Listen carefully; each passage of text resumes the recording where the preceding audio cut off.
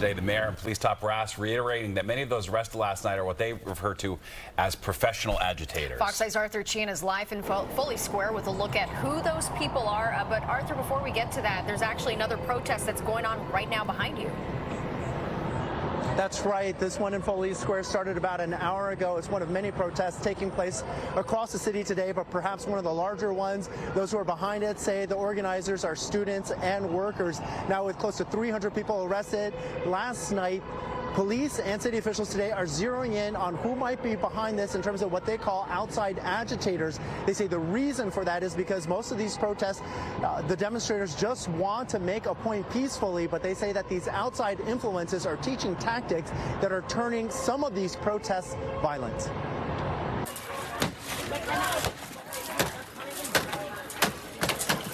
A week before protesters smashed windows while taking over a Columbia University building, city officials were already sounding the alarm over what they called outside influences that they said were radicalizing students at the pro-Palestinian protests at universities across our city, especially at Columbia.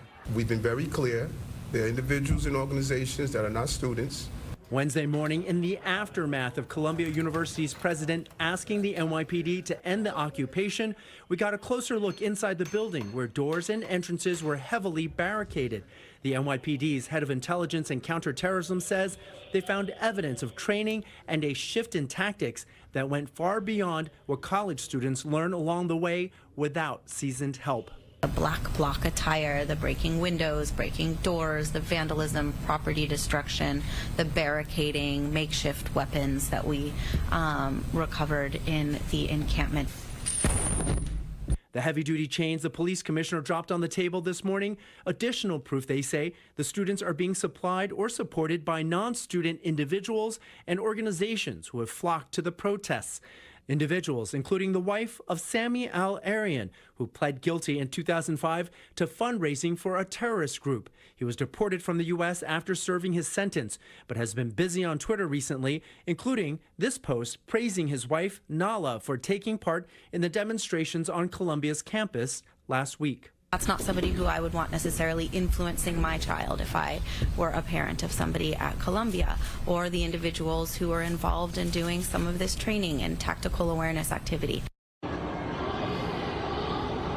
Now, the police department tells us they are working on a crucial data point that will help us understand whether or not what they've said is widespread or not. They are analyzing of the 382 people who were arrested, how many were actually students, and they said the process is a slow one, but they're in the middle of it. Currently, we're told from a police source there's still 20 demonstrators who have yet to be processed at Police Plaza. Once those are done, they're going to send all the names of people who have been arrested to CCNY and Columbia University. They said the universities will give them the names and say these ones are ones that are students as the NYPD investigates the others. When we get that data point, it'll be our first time knowing exactly what percentage of student participation have been involved in these incidents. That's the latest from here in Foley Square. Arthur Chien, Fox 5 News. Steve, Natasha, back to you guys.